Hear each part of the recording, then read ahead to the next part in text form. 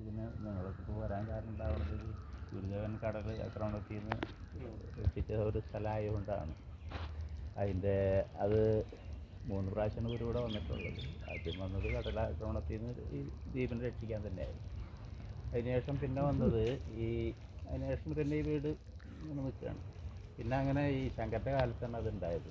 പിന്നെ അത് കഴിഞ്ഞിട്ട് ഭോജരാജൻ എന്ന് പറഞ്ഞ ശങ്കരൻ്റെ മകൻ്റെ കാലത്താണ് വീണ്ടും ഗുരു വരുന്നത്. അത് നിങ്ങളധികം കേട്ടിട്ടുണ്ടാവുമായിരിക്കും വേണമെങ്കിൽ. അത് ഈ ദ്വീപിലെ ഇവിടുത്തെ ജീവിത രീതി വേറെ ആയിരുന്നു. ഇവിടുത്തെ ഈ പട്ടിണിക്കാലാണല്ലോ ജനങ്ങൾ മുഴുവൻ. അപ്പോൾ ഈ ശങ്കരൻ്റെ തലമുറകളിലൊക്കെ തന്നെ അന്നദാനം നടത്തിയിരുന്നവർ എല്ലാ നാട്ടിലുള്ള എല്ലാവരും ഇവിടെ വന്നിട്ട് അതിനാണ് ശങ്കരൻ വീട് പണിയുന്നതിന് ചുറ്റും എറയത്തോടുകൂടി പണിത് ആളുകൾക്ക് കഞ്ഞി കുടിക്കാനുള്ളതാണ്. അന്നത്തെ കാലത്തെ പട്ടിണിക്കാലാണ്. അത് ശങ്കരൻ്റെയും ഭോജരാജൻ്റെയും കരുണാകരൻ മാഷൊക്കെ കാലത്ത് ആ 3 തലമുറ അത് ഉണ്ടായിരുന്നു. അതിനുശേഷം നാട്ടിൽ ഇവിടെ ഈ ഗൾഫ് ഏരിയയിലേക്ക് ഏറ്റവും കൂടുതൽ ആളുകൾ ആദ്യമായിട്ട് പോണത് നമ്മുടെ ഈ ഭാഗത്ത് നിന്നാണ്. പഠനത്തിലേക്ക് ഏറ്റവും ചാവക്കാട് ഏരിയ കോസ്റ്റൽ ബെൽറ്റിൽ നിന്നാണ്. അങ്ങനെയാണ് ഈ നാട് അഭിവൃദ്ധിപ്പെടുന്നത്. അല്ലാണ്ട് ഇവിടുത്തെ രാഷ്ട്രീയക്കാരെ കൊണ്ടൊന്നുമല്ല. ഈ ജനങ്ങൾ മലയാളികൾ പോയി അന്യനാട്ടിൽ പോയി കഷ്ടപ്പെട്ടിരുന്ന് രാജ്യം രക്ഷപ്പെട്ടതല്ല. ഇവരൊക്കെ ഭരിച്ചാൽ ഇന്നും പട്ടിണി തന്നെയാവും. അങ്ങനെ ഇവിടുന്ന് ആളുകൾ കള്ളലാഞ്ചിനാണ് ആദ്യം പോണത്. അത് നമ്മളുടെ കൂട്ടത്തിലുള്ള ഒരാളെ കള്ളലാഞ്ചി കൊണ്ടുപോയത് ഇവർ. അങ്ങനത്തെ ഒരാൾ അയാളെ വലിയൊരു കഥയൊക്കെ ഒരു സിനിമയൊക്കെ വന്നിരുന്നു അതിനോട് അനുബന്ധിച്ച് മമ്മൂട്ടി നായകനായിട്ടൊക്കെ. പക്ഷേ ഈ മനുഷ്യനാരും അറിയാതെ പോയി എന്നുള്ളൂ.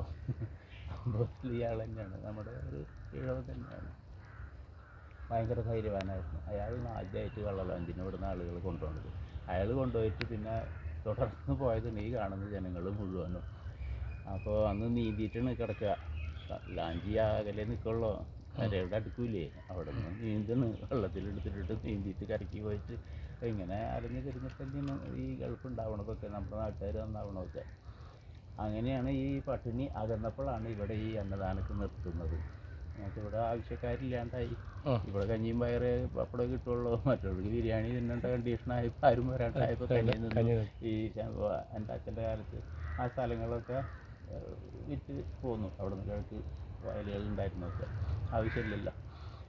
അപ്പോൾ അങ്ങനെ ഈ രണ്ടാമത് ഗുരു വരാൻ ആദ്യത്തെ ഞാൻ പറഞ്ഞല്ലോ കടലിൽ നിന്ന് രക്ഷിക്കാനാണെന്ന്. രണ്ടാമത് ഗുരു വരുന്നത് ഈ അന്നദാനം നടന്നുകൊണ്ടിരിക്കുകയല്ല ആ കാലത്ത്. അത് അച്ഛൻ്റെ കാലത്തല്ല, അച്ഛൻ്റെ കാലത്താണ്, ഭോജരാജൻ്റെ കാലത്തിന് ഈ അന്നദാനം ഇങ്ങനെ നടന്നുകൊണ്ടിരിക്കുമ്പോൾ ഇവർക്ക് കൃഷിയിൽ നിന്ന് കിട്ടുന്നതൊന്നും ഒരു ആകെ പൈസ ആയിട്ട് കിട്ടുക ഈ തെങ്ങുമെന്നുള്ളതല്ലോ. മറ്റുള്ളതൊക്കെ ഇങ്ങനെ ആളുകൾക്ക് കൊടുക്കലും പണി.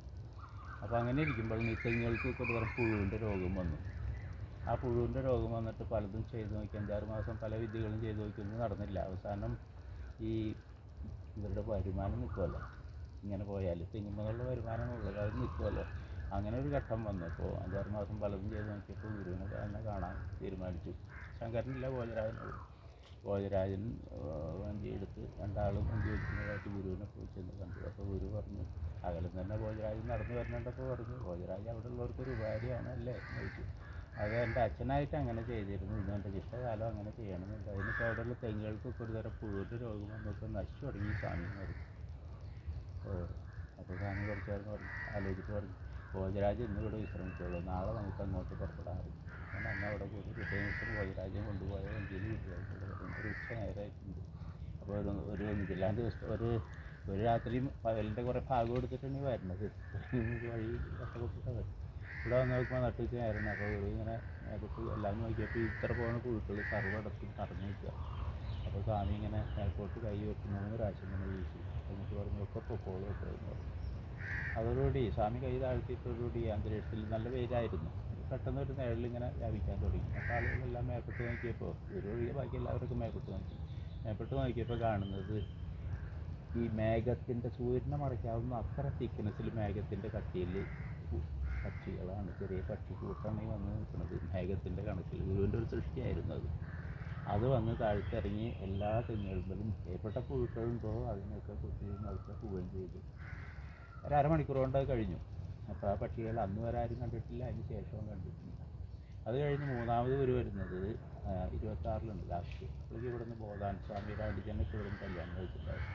എൻ്റെ അച്ഛൻ്റെ പെങ്ങളെ ബന്ധം പറഞ്ഞാൽ ബോധാൻ സ്വാമി മാമനാണ്. സ്വാമി സന്യാസിക്ക് മാമനോ വയ്ക്കണമൊന്നുമില്ല. അപ്പോൾ നിരന്തരം വരുന്ന ആൾക്കാരായിരുന്നു ശൈലൻ സ്വാമിയും ബോധാൻ സ്വാമിയൊക്കെ ഇവിടെ വരുന്നത്. അങ്ങനെ അതിലൊരു കുട്ടി ജനിച്ചിട്ടുണ്ടായിരുന്നു. ഈ ബോധാൻ സ്വാമിയുടെ ആൻറ്റിജൻ്റെ കഴിച്ചെന്ന് പറഞ്ഞില്ല, ഇവിടെ അച്ഛൻ്റെ പെങ്ങൾ അതിലൊരു കുട്ടി കഴിക്കുന്നത് കല്യാണം. അതിന് പേരെ കിട്ടുന്ന ഒരു പിന്നെ പോയത്.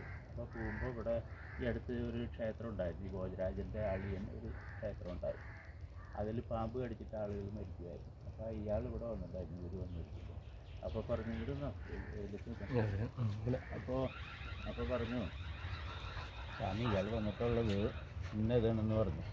ഇയാൾക്കൊരു ക്ഷേത്രമുണ്ട്, അതിൽ പാമ്പ് കടിച്ച ആളുകൾ മരിക്കുന്നുണ്ട്. അപ്പോൾ സ്വാമി ഇങ്ങനെ ആലോചിച്ചു, ആളുകൾക്ക് ഉപദ്രവമുണ്ട് അല്ലേ എന്ന് ചോദിച്ചു. ഇവ സ്വാമി ഞാൻ വരാം എന്ന് പറഞ്ഞിട്ട് സ്വാമി ആ ക്ഷേത്രത്തിൽ പോയി. ആയിരങ്ങണി ക്ഷേത്രം പറയും. അവിടെ പോയി കുറച്ച് കാടൊക്കെ പിടിച്ചിട്ടുണ്ടായിരുന്നു, ചില ഭാഗങ്ങളൊക്കെ അത് വൃത്തിയാക്കാൻ പറഞ്ഞു. സ്വാമി കുറച്ച് വെള്ളമൊക്കെ തെളിച്ചിട്ട് പറഞ്ഞു പാമ്പ് കടിച്ചാരും മനുഷ്യയിൽ ഇതേപടി കൊണ്ടുപോയാലും ആ വൃത്തിയും ശുദ്ധിയോടുകൂടി കൊണ്ടുപോയായിരുന്നു. അതിനുശേഷം പിന്നെ ആ ക്ഷേത്രത്തിൽ ഇന്ന് വരെ ഒരാളി പാമ്പ് കടിച്ച് നിർത്തിയിട്ടില്ല. അവിടെ ഗുരുവിൻ്റെ പ്രതിമയൊക്കെ കാണാം, 26 വെച്ചിട്ടേക്ക് എന്നൊക്കെ പറഞ്ഞിട്ട് ഒരാളെ പേരൊക്കെ എഴുതി വെച്ച് കാണാം, പുള്ളിപ്പറമ്പിൽ കൃഷ്ണൻ എന്നൊക്കെ പറഞ്ഞിട്ട്. ഈ പുള്ളിപ്പറമ്പിൽ കൃഷ്ണൻ എന്ന് പറഞ്ഞാൽ ഇവിടുത്തെ എൻ്റെ അച്ചാച്ചനില്ലേ ഭോജരാജൻ്റെ പെങ്ങളുടെ ഭർത്താവാണ്, ഇവിടുന്ന് കല്യാണം കഴിച്ച ആൾ, അവരമ്മാമ്മയുടെ ഇതാണ്. അപ്പോൾ അങ്ങനെയാണ് 3ാമത്തെ ദിവസം വന്നിട്ടുള്ളത്.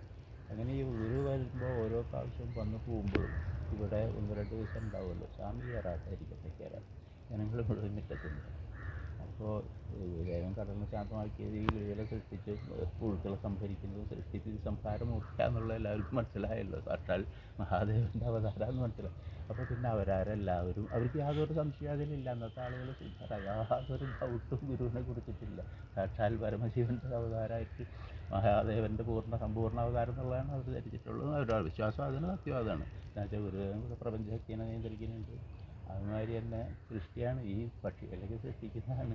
അതുമാതിരി കോടാനുകോടി പുഴുക്കൾ നിഗ്രഹിക്കുന്നുണ്ട്. ഈ 3 പണിയും സൃഷ്ടിച്ച് സംഹാരം നടത്തുന്ന മഹാദേവൻ്റെ അവതാരങ്ങൾക്ക് സാധിക്കുള്ളൂ. അപ്പോൾ അങ്ങനെ ഇതൊക്കെ ചെയ്ത് 3ാമത്തെ ദിവസം സ്വാമി ഇങ്ങനെ പോകാനായിട്ട് അവിടെ നിന്ന് ഇറങ്ങി. അപ്പോൾ അതിനിടയ്ക്ക് ആദ്യം തന്നെ കടലിനെ ശാന്തമാക്കുമ്പോൾ ഗുരു പറഞ്ഞിരുന്നേ ശങ്കരനോട്, ശങ്കരൻ്റെ അനുഷ്ഠാനങ്ങളോടുകൂടി തലമുറകൾ ഇവിടെ ജീവിക്കാം, കടൽ ഉപദ്രവിക്കില്ല എന്ന് പറഞ്ഞു. അതിനുശേഷം ശങ്കരൻ്റെ അനുഷ്ഠാനങ്ങൾ ഉണ്ടായിരുന്നു. ശങ്കരൻ കളൂരികാദേവി ഞങ്ങളുടെ പാരമ്പര്യമായിട്ട് കളരിപ്പായിട്ടും അഭ്യാസവും വൈദ്യവുമാണ് കുലത്തൊഴിലായിട്ടുള്ളത്. അപ്പോൾ അവർ ഞങ്ങൾക്ക് വടക്കുന്ന് വന്നവരാണല്ലോ, അപ്പോൾ അവിടെ ഓട്ടോമാറ്റിക്കലി അവിടുത്തെ മുത്തപ്പൻ തെയ്യം സങ്കല്പങ്ങളൊക്കെ ഉണ്ട് താനും. അപ്പോൾ ഇവർ കളൂരികാദേവിനെ ആരാധിക്കുക എന്നുവെച്ചാൽ അവരെ കുലദേവതയായിട്ട് അതാണ് കണക്കാക്കിയിരുന്നു. അതിനാതായിരിക്കും പിന്നെ ശിവൻ, വിഷ്ണു, സുബ്രഹ്മണ്യം ഇത്തരം ഗുരുദേവൻ പ്രതിഷ്ഠിച്ച എല്ലാ ദൈവങ്ങളെയും പിന്നീട് മുമ്പേ തന്നെ ഇവർ ആരാധിച്ചിരുന്നവരാണ്. അങ്ങനെ അവരുടെയൊക്കെ അനുഗ്രഹം കൊണ്ടാണ് ഗുരുവിനെ കാണാനുള്ള ഇത് ഉണ്ടായതെന്നാണ് അവരുടെ വിശ്വാസം. അപ്പോൾ ഗുരു പറഞ്ഞു ശങ്കരൻ വായിക്കേണ്ട, ശങ്കരൻ്റെ അനുഷ്ഠാനങ്ങളോട് കൂടി ഇവിടെ ജീവിക്കുള്ളൂ, തലമുറകൾ ഇവിടെ ജീവിക്കാൻ കടൽ ഉപദ്രവിക്കില്ല.